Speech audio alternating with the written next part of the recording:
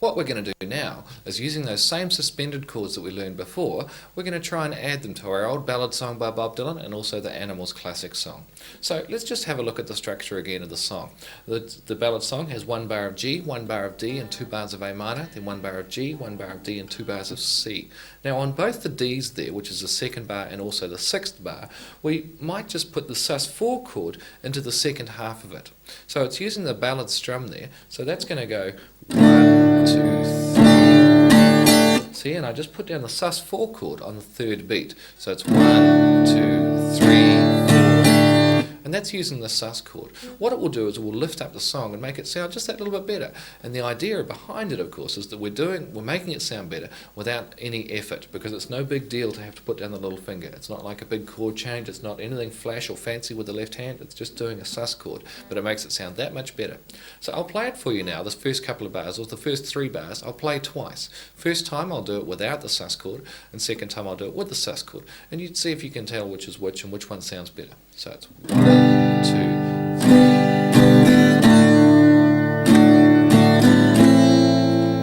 That was without the sus chord. Now with the sus chord in there.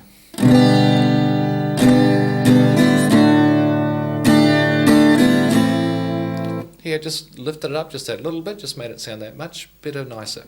The D chord flowed into the A minor chord a little bit better from the sus, and it just like I say, sounded a bit better. So we'll try and do the same thing on the sixth bar.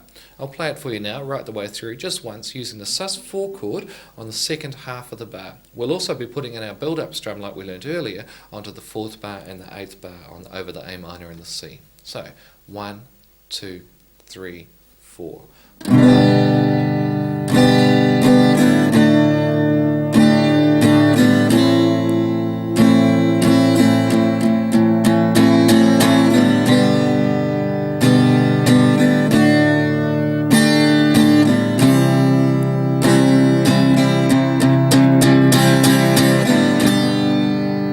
Again, it's just made it sound that little bit better without any real effort on our behalf, which is what we want. Now we'll do the same with the Animals song that we learned. We've got 1 bar of D on the 3rd bar that we can either choose to do a sus2 or a sus4 on. It really depends on taste. I'm going to play it through for you twice, and the first time I'll do the sus4 and the second time I'll do the sus2. Again, just using the second half of the bar to change to the sus chord, which will lead into the next chord a bit nicer. So, as we know, on the D chord there, we're doing the standard strum. So it's going to go 1 and 2 and 3 and 4 and where the sus is going down in the second half. I'll play it for you again, and just watch carefully when it goes down. 1 and 2 and 3 and 4 and... So see, it goes down there on the 3rd beat. Okay, the other thing we've also got is we've got 2 bars of E at the end of the song. And 2 bars of E in a row, even with the build-up strum, can start to sound a little bit boring. So what we want to do is change one of them to an E sus4 chord. It's not a big change, it's not a major change, but it will just lift the song a little bit up and make it just sound that little bit nicer again. So that will be with the build-up strum. It'll be 1 and 2 and 3 and 4 and 1 and 2 and 3. And see, it just lifts it up that little bit more. It gives it a bit of tension, a bit of waiting for the next chord, anticipating it. So I'll play it for you now, nice and slowly, with the correct strums as we learnt in lesson 1 of this session as well, where we change the strums depending on which bar we're on. So 1, 2, 3, 4. 1, 2, 3.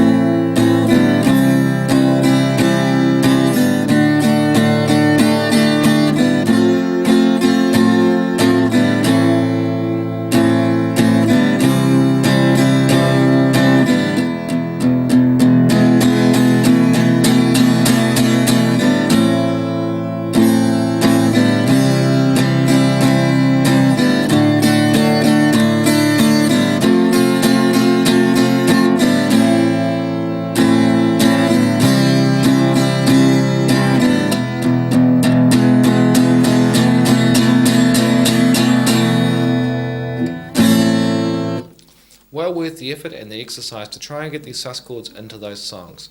Now if you're learning to play any other songs, or even writing your own songs there, you can start to try and utilise the sus chords in them too, and you can really make a difference if you do it.